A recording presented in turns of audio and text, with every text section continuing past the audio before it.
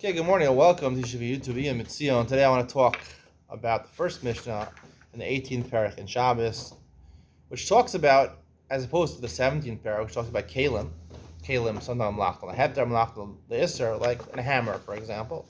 Klish mlachal leisser. We learned in the previous parak you can move it for two reasons. Sarah gufo, if you want to use it to crack open nuts, even though normally it's used for building, but if you want to use it for a purpose that's mutter on Shabbos, you're allowed to.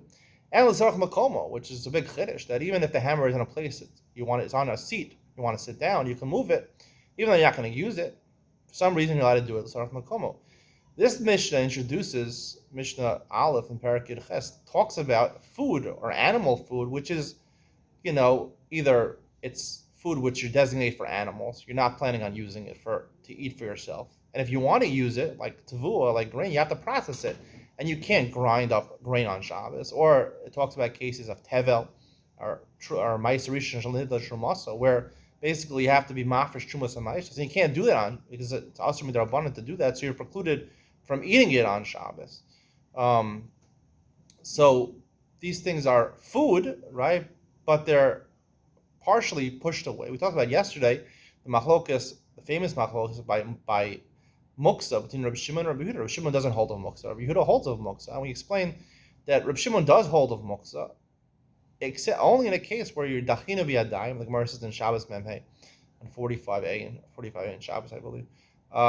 If you're dachina b'yadayim, push it away, and it's not roy. For example, you took raisins or you took figs and you wanted to put them on your roof to dry out, so therefore you put them in a specific place to dry out, and they're not fit at the beginning of Shabbos for eating. So therefore, you have two reasons over there that makes it muksa. It makes it something which is set aside. It's not ready for Shabbos. And like we mentioned, the two reasons that Chazal asked muksa is because, one, things which normally you're not accustomed to handling on Shabbos, you might come, right? If you handle something you're not normally accustomed to handling, you might come and take it out and do the melacha hotzah on Shabbos. And secondly, to protect the idea of rest on Shabbos, right? They forbade you from moving certain things that normally are involved in business-like transactions and commercial projects.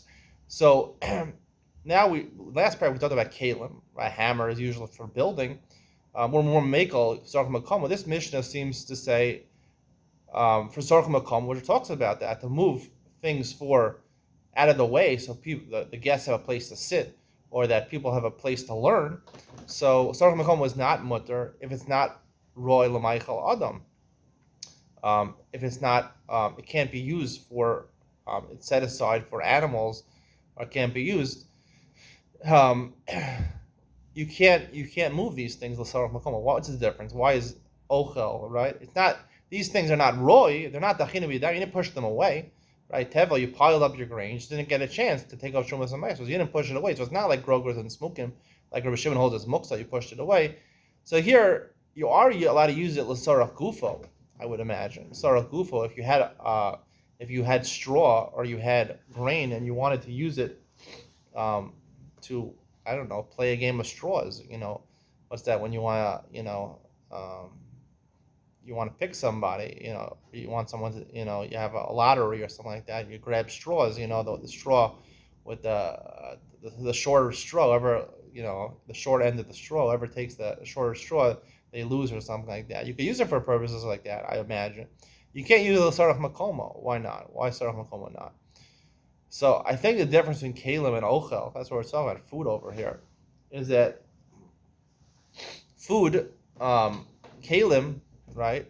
You're accustomed to moving kalim around. Utensils, right? Utensils are meant to be used, right? So a hammer, even though, right, is meant for building, but I'm always moving my hammer around, right?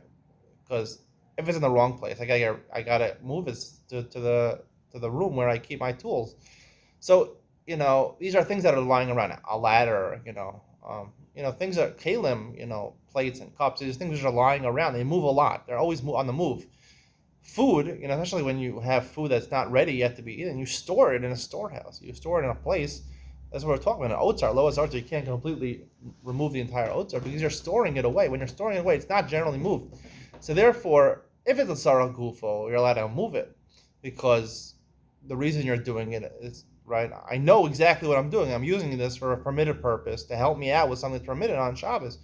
However, I move it to sarach makomo, right, to get it out of the way. right? You're not accustomed to moving food that's not ready to be eaten. So there's more reason to worry. Number one, that you might come to be motzi it on Shabbos, which is a problem. One of the reasons the muksa was instituted. And second of all, since you're not accustomed to moving it at all, and it's not something which is right for Shabbos, so therefore they asked tzarach makom, even though it's not completely muksa, like Reb Shimon says, in which case you can't even use it l'tzarach gufo, meaning if the raisins or the figs dry on Shabbos, I can't eat them because that's completely muksa. But here, tzarach makomo, where it's not roy at the beginning of Shabbos, that wasn't dachina biyadayim, so therefore, that you're protecting the sanctity of Shabbos, since it's not moved at all, if I allow you to move things l'tzarach makomo for just to get it out of the way. So therefore, people will make it on the sanctity of Shabbos to move large. We're talking about large boxes over here of straw and grain, and therefore it ruins the sanctity of Shabbos because it's not normally moved around. You're actually doing exertion. Tircha, the Gemara talks about exertion to move it on Shabbos. You're ruining the sanctity of Shabbos. So for those two reasons, ochel, which is not roy, even though it's not the chinu b'dayin and push it away, the sarah makom is not mutter. The sarah gufa, I'd imagine that it is mutter. That's the difference between kalim and ochel on Shabbos. Hope you enjoyed today's share. See you in the next one.